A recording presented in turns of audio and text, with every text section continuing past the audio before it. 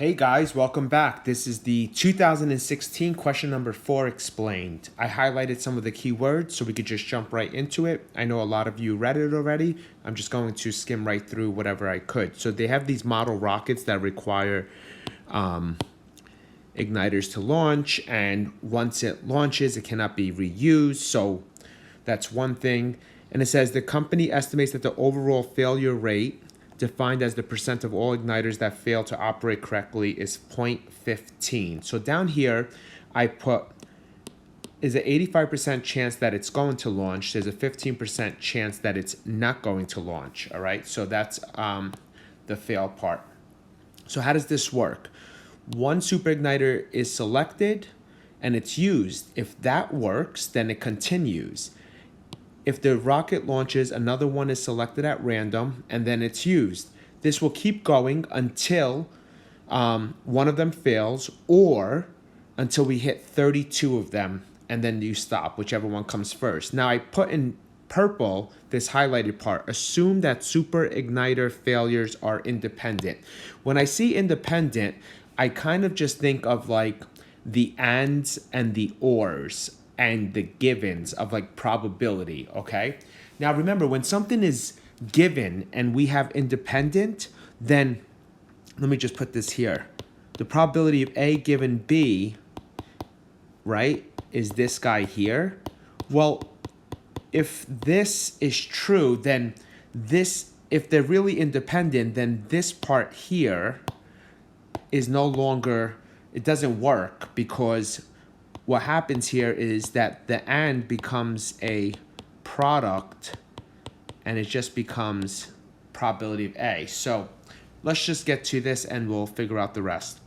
If the failure rate of the super igniters is 15%, what is the probability that the first 30 super igniters selected using the testing process successfully launch rockets?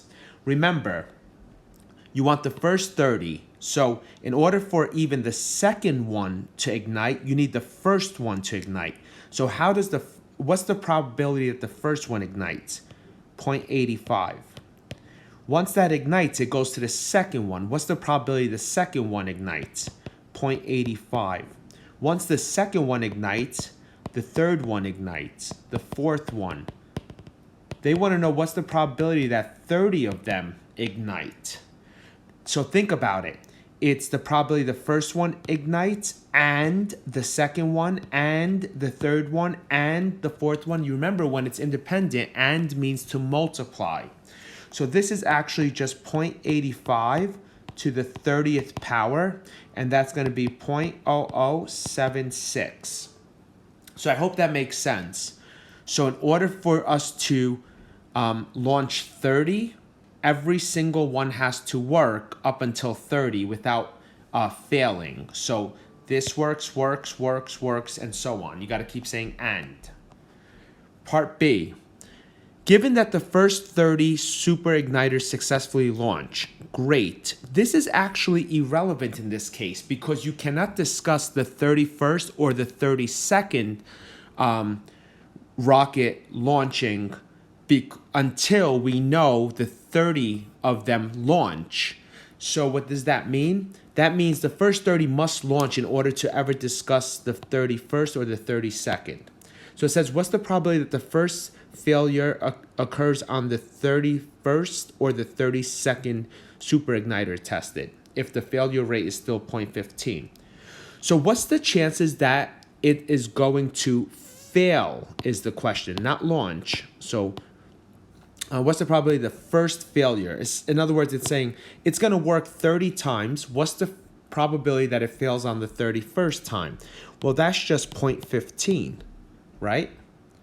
What's the probability that if... So second, here's this or. Remember, or the 32nd. Well, in order for the 32nd, for it to fail on the 32nd try, it must pass on the 31st and then fail on the 32nd. You can't just say 0.15 plus 0.15.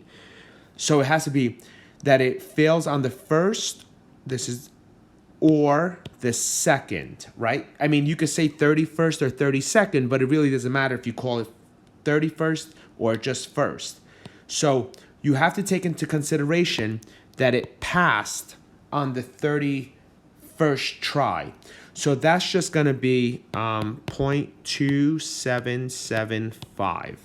So that's why we need to do the 0.85 first. Okay. Given that the first 30 super igniters successfully launched rockets, is it reasonable to believe that the failure rate of the super igniter is less than 15%? Explain. Okay, so do we think that it's less than 15%? Well, think about this from a hypothesis point of view. If this was a hypothesis, we would say, hey, the failure is 0.15, while HA, it's less than 0.15, right? We want to know if it's less than 0.15, can we reject the null hypothesis? Well, remember, a p-value is just the probability, okay? So a p-value is the probability. This was the probability that 30 of them were okay, did not fail. The probability was 0.0076 that 30 of them worked great, right? So there wasn't a problem. So if you think of it from a p-value, we're going to say this.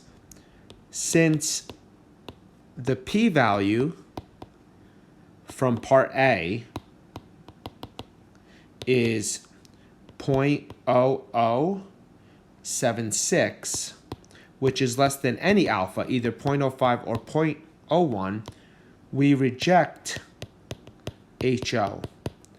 We have evidence to think or to suggest it's less than 0.5. So that the, what is less? The failure rate. Okay, so if you think about that for a minute, just try to understand it. The probability 0.0076 shows that there is less than a 1% chance that 30 or more igniters in a row would not fail. In other words, it will pass. So there's a less than a 1% chance that 30 or more igniters in a row will launch if it was actually 0.15. So there's a chance, there's a less than 1% chance that we have that would for this to happen, and so it should be less than 0.15. So that's how you do this problem. I hope you make sense. I hope it makes sense. As far as number 3 goes, number 3, the answer, you could just get it from the rubric, is self-explanatory.